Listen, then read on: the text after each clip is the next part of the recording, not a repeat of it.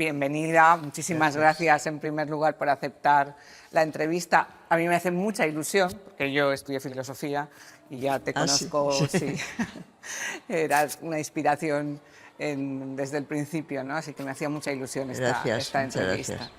Y me gusta siempre preguntar quién es Victoria profesionalmente. ¿Me lo preguntas a mí? Sí, sí.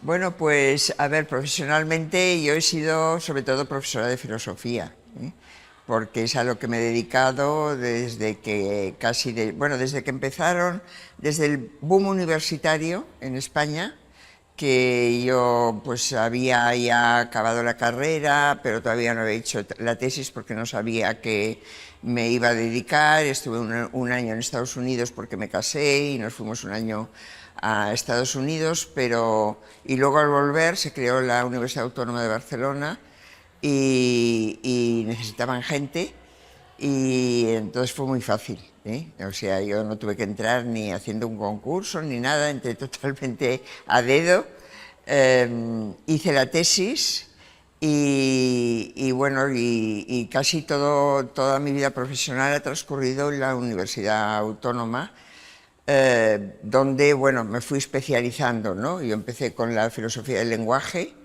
y luego me pasé, porque fue una deriva bastante general, no solo en España sino en otras partes. La filosofía analítica fue decayendo y el análisis del lenguaje moral llevó a la ética, ¿no? A la filosofía moral y política, que es a lo que me he dedicado más, ¿no?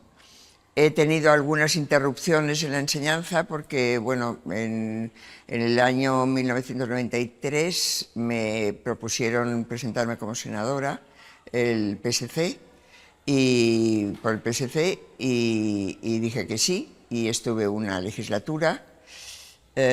Luego otra interrupción fue cuando me propusieron estar en el Consejo Audiovisual de Cataluña como consejera, pero que era un trabajo a tiempo completo. Dejé la universidad y estuve allí 4 años. Y luego, pero eso ya fue después de la jubilación, me propusieron ser consejera de Estado y estuve 4 años aquí en Madrid como consejera permanente, o sea que podía haber seguido, ¿no? Lo que pasa que era un trabajo excesivo, viviendo en Barcelona sobre todo, y lo tuve que dejar. ¿Hace falta más intelectuales que se dediquen a la política? Bueno, no lo sé.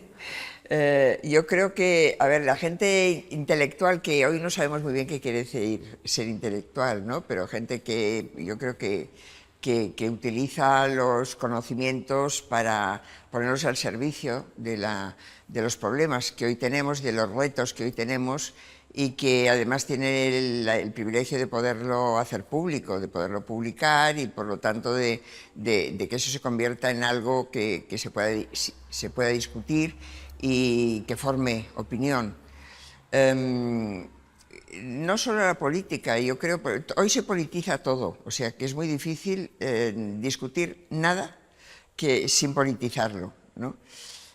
Quizá una de las cosas que habría que intentar es no politizarlo tanto y discutir las cosas por ellas mismas, ¿no? Que es algo que yo ya eché de menos cuando estaba en el Senado, ¿no? Que todo se convertía en este grupo de piensa esto, este grupo político, este otro piensa lo otro, y por lo tanto aquí hay una fricción entre los grupos, pero no se discute el tema, no vamos al tema directamente, ¿no? Y eso sí que es muy necesario, porque la democracia, eso que se llama la democracia deliberativa, no existe.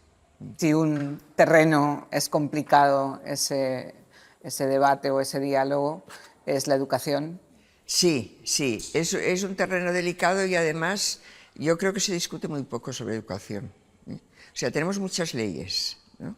Que además es un defecto tener tantas leyes, ¿no? Porque hemos ido cambiando demasiado, cambiando de métodos, cambiando de lenguaje, en fin, cambiándolo todo. Pero discutir a fondo qué es educar, cómo hay que educar,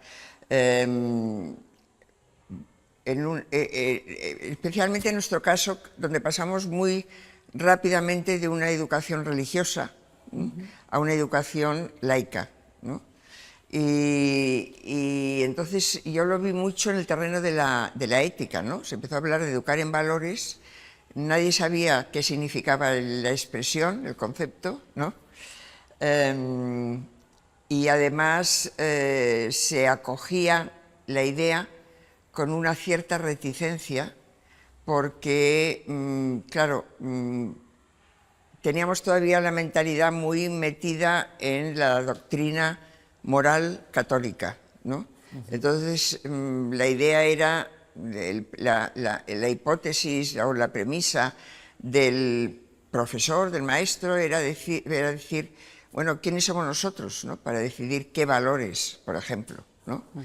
Lo cual es bastante absurdo planteárselo así, ¿no? Porque, en fin, valores, todo el mundo tiene una jerarquía, todo el mundo debe tenerla, ¿no? Hay un marco valorativo que, en fin, que tenemos más o menos asumido, aceptado, y que hay que ir interpretando, y las personas que están al frente de la educación, tanto en la familia como en la escuela, deben asumir una autoridad con respecto a esos valores, ¿no? Para transmitirlos, y por lo tanto unas convicciones de las cuales pues se supone que están seguras para darlas a conocer y para defenderlas, ¿no? Nos conocimos Seguramente, entonces. en todo el debate de educación para la ciudadanía, Sí. que fue sorprendentemente agresivo. Yo recuerdo desde que me tiraran piedras al coche hasta tener que salir del escenario. ¿Sí? Yo fui la autora del libro de Santillana, Sí. de texto, y Sí. bueno, pues aquella época, ¿no? Sí. Ese conflicto entre el Sí. derecho de la escuela a educar en Sí. valores, o al Sí, menos sí. a Sí, como si asumir. fuera, como si la moral, ¿no? Porque a mí me gusta hablar de moral, fuera algo que no va con una escuela laica, ¿no? Yo creo, yo he echado de menos desde entonces, porque no hemos conseguido todavía integrar eso en la educación, la formación integral de la persona, ¿no? Eso que los alemanes llaman Bildung, ¿no? El cultivo del alma, lo que Cicerón llama el cultivo del alma, ¿no? ¿Quién lo hace? Porque yo pienso que hay que pensar que se está haciendo explícitamente, ¿no? No es una cosa que aparece así por arte de magia, ¿no? Que hagas lo que hagas, estás cultivando el espíritu, el alma, lo que sea, ¿no? Esa parte más, tienes que proponértelo, ¿no? Y bueno, y eso yo creo que suena chino, ¿no? O suena a lo que sea, ¿no? Pero no es una cosa que, por ejemplo, en las escuelas de magisterio se hable de este tipo de cosas, ¿no? La educación tiene un carácter muy instrumental. Mi impresión, además, es que todo el tema de la educación emocional está como sustituyendo a la educación moral en las escuelas. Sí, y eso, yo escribí un libro sobre el gobierno de las emociones, ¿no? Porque pienso que, claro, ahí hay una ambivalencia que hay que resolver, porque hemos tenido un pensamiento ético muy racionalista. Todo el pensamiento ilustrado es muy racionalista, y el sentimiento queda como, eran las pasiones, ¿no? Las pasiones había que vencerlas, y por lo tanto estaba como denigrado todo el tema de la sensibilidad, y en eso Kant es bastante culpable, entre comillas, ¿no? Cosa que no ocurre con los griegos, ¿no? El adquirir unas virtudes, las virtudes las adquiere el alma sensitiva para Aristóteles, o sea que no es el alma, no es la parte racional del alma, sino el sentimiento. O sea, tú te vas adaptando tu sensibilidad a una manera de ser, que es pues una manera de ser que es valiente, que es generosa, que es temperante, que, en fin, y eso forma parte de tu personalidad, ¿no? Eso es importante, es importante reconocer que el sentimiento tiene un papel, porque si no tampoco hay motivación para actuar, ¿no? Si a ti no te indignan las injusticias, ¿no? Si no te indigna lo de Gaza, pues no te mueves en contra, ¿no? Pero claro, no todos los sentimientos hay que aceptarlos de la misma forma, ¿eh? Una cosa es desear y otra es ese deseo, convertirlo en un sentimiento que tú dices, el miedo, por ejemplo, ¿no? Esa aversión, ¿no?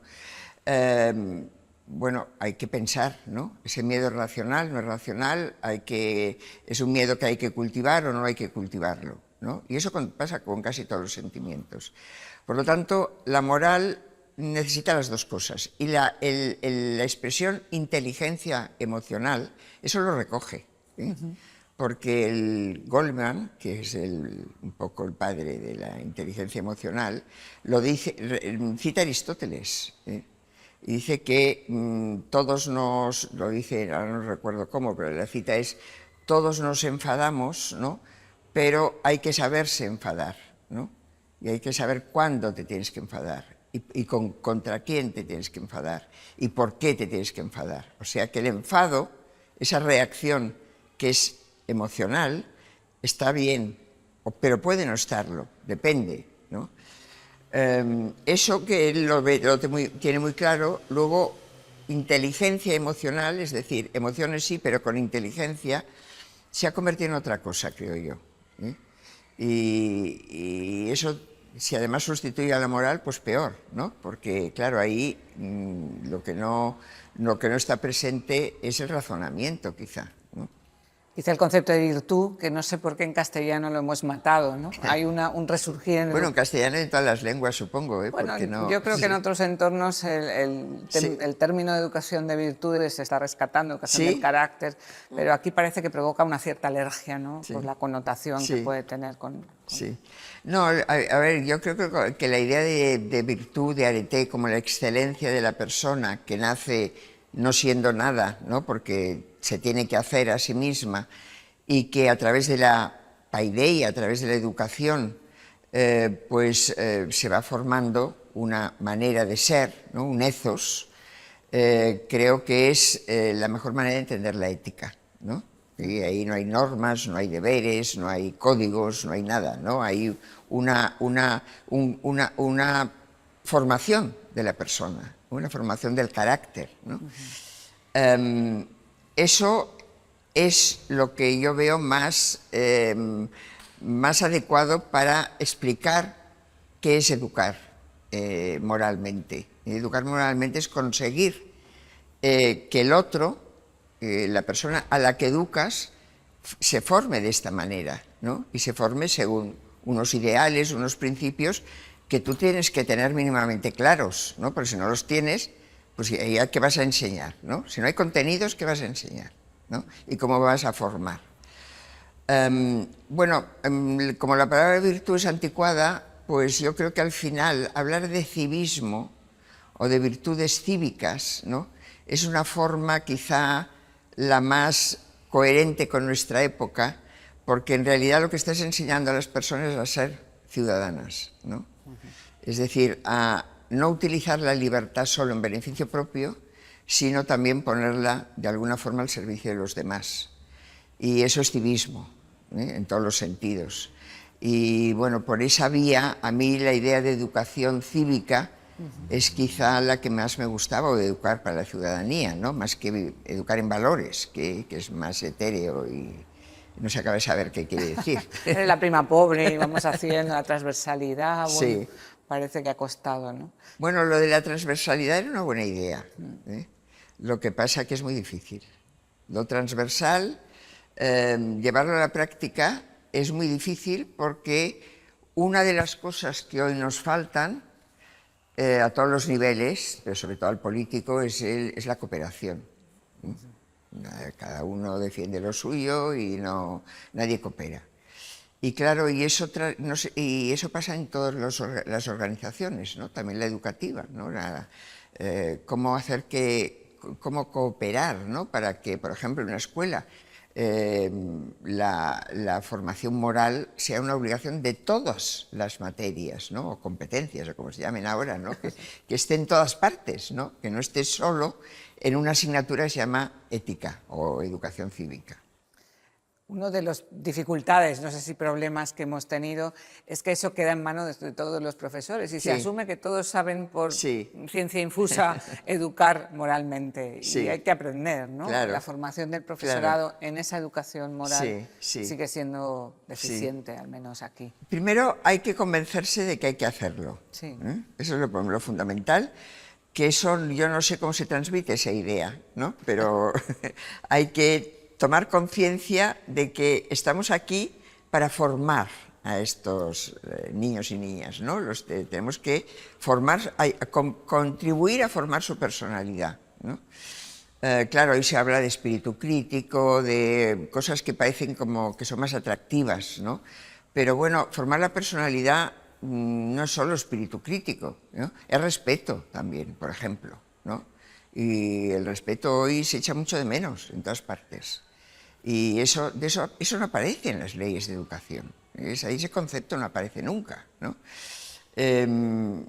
Claro, cuando hay tanto bullying y tantos problemas, ¿no? que además las redes sociales lo propician, pues todo eso debería, primero, ser parte de la formación de las personas que se dedican a educar, como profesionalmente, y luego, pues, ser objeto de yo diría, de una discusión permanente, ¿eh? Porque no vale poner un experto que dirija eso. Yo creo que vivimos eso, ya lo decía Ortega, ¿no? Somos víctimas del especialismo. Vivimos en sociedades de expertos donde un experto tiene que resolver cada problema que tenemos, ¿no? Y no, la ética no la resuelve ningún experto, ¿no? Los que sabemos de esto tenemos quizá una formación conceptual más rica, ¿no? Pero nada más.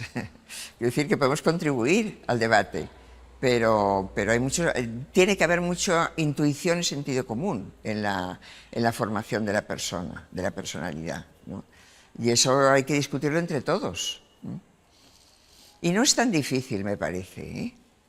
Hay una excusa que se usa mucho, que es el tema de la neutralidad del educador, que hace que pues se mantenga al margen, ¿no? Sí. Yo no me pronuncio, ¿no? Porque son ellos. Esto es Rousseau puro. O sea, el niño es bueno por naturaleza, la sociedad lo pervierte, y hay que procurar que lo pervierta lo menos posible, ¿no? Y por lo tanto que todo el potencial que el niño lleva dentro salga, ¿no? Claro, no, el potencial que el niño lleva dentro es que no, el potencial hay que dirigirlo, hay que formarlo, hay que, bueno, extraer lo bueno y frenar todo aquello que no funciona, porque vivimos en sociedad y somos seres sociales a medias, ¿no? En parte no lo somos egoístas y por lo tanto hay que equilibrar esas dos tendencias. Uno de los conflictos que vivimos en el día a día en las escuelas es la diferencia ahora entre las finalidades educativas de las familias y los valores o los principios que la escuela... Que a lo mejor no son tan distintos, ¿eh? Lo que pasa que hay una cosa que ha sido positiva, que es que las familias están más formadas, son más cultas, ¿no?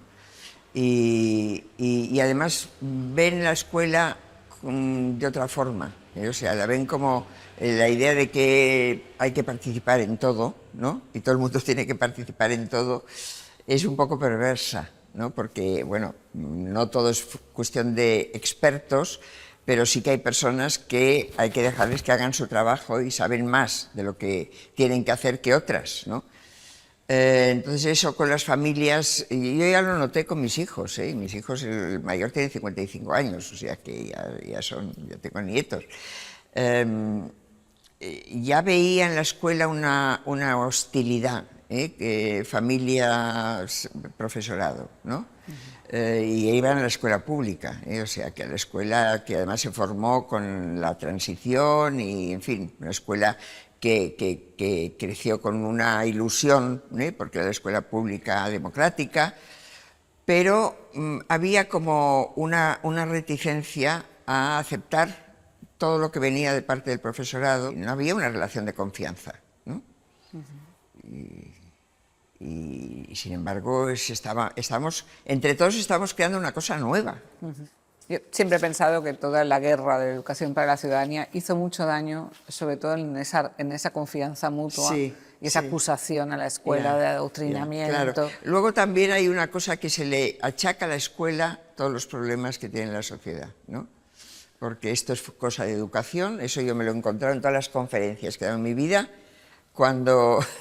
y que tienen que ver con la ética. Siempre sale alguien diciendo, pero es que esto es una cuestión de educación y esto tal. Y claro, educar es pensar sobre todo en la escuela, porque la gente en la familia piensa menos. Y no digamos ya en todo el entorno mediático tal, no piensa nadie, como si eso no tuviera nada que ver, ¿no? Y claro, pues es cargarle a la escuela una serie de problemas que la escuela, al fin y al cabo, es un eco, ¿no?, de lo que está ocurriendo en la sociedad. Yo siempre he dicho que la escuela tiene que ir a contracorriente, no tiene que dejarse arrastrar. Y eso es complicado, es difícil, pero lo tiene más fácil que la familia muchas veces porque está actuando frente al grupo, ¿no? Has abierto un tema que la entrevista que va en el contexto del monográfico que dedicamos este mes al tema de la violencia más que de género y a mí un poco me preocupa, lo veo en nuestras escuelas, como las niñas cada vez más rosas, si hay una polarización, una vuelta otra vez a esa... ¿no? Curioso, ¿no? Porque parece imposible, ¿no? Sí. Yo, cuando estuve en el Consejo Audiovisual, una de las batallas de cada año eran los juguetes de niños y niñas, ¿no? Es decir, que no haya publicidad de juguetes que sea sexuada, que discrimine, ¿eh? No hay forma. Pero hemos avanzado éticamente en asumir la violencia contra la mujer. Bueno, eso yo creo que sí, ¿no? Que es uno de las grandes lacras todavía que tenemos, porque el machismo no desaparece. No desaparece y además yo creo que se va reproduciendo de otras formas, ¿no? Porque claro, es verdad que la revolución de la mujer ha sido muy importante, ¿no?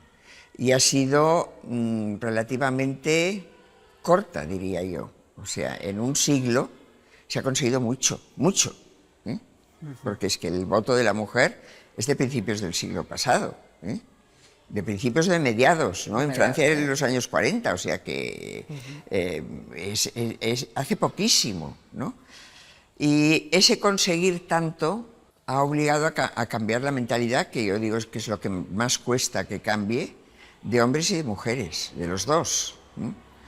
Y sobre todo por parte del hombre, el cambiar la mentalidad y entrar en una relación más igualitaria, bueno, yo creo que entre mi generación y la de mis hijos ya hay un cambio brutal en la forma de relacionarse la pareja, por ejemplo, ¿no?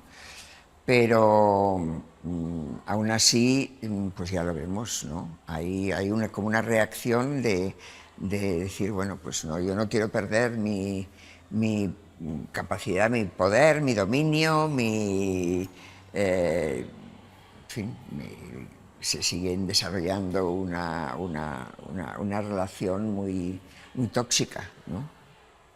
Escribiste un libro hace años, Creer en la educación, la asignatura pendiente. ¿Hemos aprobado?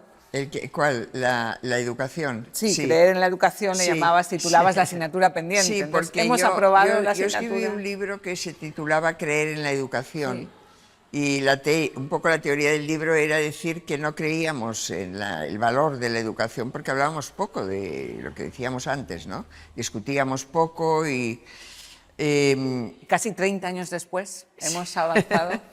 A ver, hemos hecho muchos cambios, pero yo no sé si los cambios van a lo que deberían ir, ¿no? Yo creo que tenemos una concepción de la educación ahora escolar, ¿no?, de la educación obligatoria. Hemos avanzado mucho, por ejemplo, en que hay una educación universal, ¿eh? Hoy todo el mundo está alfabetizado hasta los 16 años, que es un avance brutal, sobre todo para nosotros que veníamos de donde veníamos, ¿no?, y que lo hemos hecho en pocos años. Y eso, además, ha coincidido con una época de movimientos migratorios, de una serie de cambios que no estaban previstos Y bueno, ha habido que ir improvisando muchas cosas y se ha hecho bastante bien, ¿no? Ahora, esta educación inclusiva no es todavía. El fracaso escolar lo demuestra. Si pensamos en la parte más instrumental de la educación, ¿no?, que es qué tipo de formación para integrar en la sociedad y en el mercado laboral a las personas estamos ofreciendo, no es inclusiva. Todavía el fracaso escolar se ceba sobre las familias más desfavorecidas y eso no lo hemos resuelto, ¿no? No sabemos mezclar a los niños, hay guetos, vienen con no hay suficiente compensación de las faltas que tienen familiares, ¿no? Y esto yo creo que aquí habría que invertir mucho más en ideas y en dinero, en las dos cosas, seguramente, ¿no? Porque educar para la diferencia o educar a los diferentes sí que ha sido una línea muy presente, pero no ha ido a lo económico. Yeah. Ha ido poco a lo económico, que es lo fundamental. Y el problema que hay siempre es que los grandes cambios se producen a largo plazo. Y el largo plazo no lo quiere ver nadie como posibilidad porque no es gratificante. No te puedes poner ninguna medalla, ni dar ningún resultado, ni no gana nada, votos ¿no? Tampoco. Ni se ganan elecciones, ¿no?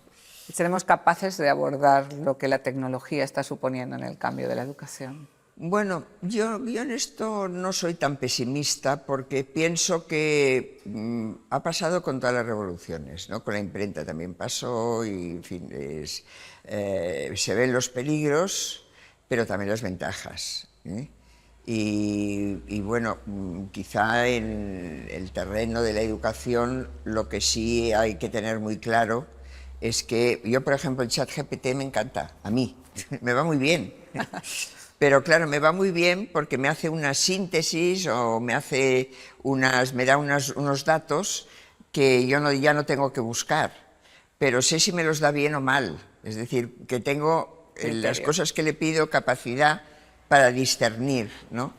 Esa capacidad ese conocimiento no debería perderse por las tecnologías, ¿no? Entonces hay que dar las dos cosas, ¿no? Hay que saber, eso es el espíritu crítico, básicamente, ¿no? No es solo opinar sobre Gaza, que también, ¿no? Pero quiero decir, es también decir, bueno, ¿qué conocimientos deben adquirir hoy los niños y niñas para que puedan utilizar las tecnologías de una forma inteligente? Como hemos hablado antes, la revista es para profesores y profesoras. Yo la recuerdo desde el principio, cuando era profe también de filosofía, cómo estaba en la mesa de la sala de profesores. Para los profes, un mensaje que te gustaría dejar. A ver, lo primero es que están haciendo un servicio, ¿no? Y eso es la vocación. La vocación es darse cuenta de que se está aportando a la sociedad algo muy importante y además yo estoy completamente convencida, ¿no? La formación que puede hacer un profesor, una profesora, es fundamental, ¿no? Hay muchos ejemplos de Camus, por ejemplo, ¿no? Que a su maestro le citó cuando le dieron el premio Nobel porque a su madre y a su maestro, o sea, eso, si no hubiera sido por él no sería lo que es hoy. Bueno, esa idea, ¿no? Creo que es lo que debería formar parte de la profesionalidad, ¿no? Esa palabra que hoy entendemos a veces muy mal, de una persona que se dedica a la educación, ¿no? El decir, bueno, ¿qué puedo aportarle a este alumno o alumna que en el futuro haya contribuido, ¿no? a hacer de él una buena persona, ¿no? Una persona que ha sabido escoger cómo vivir y que, en fin, que está contenta consigo misma, que tiene autoestima, que esa es la idea fundamental que debería tener un profesor.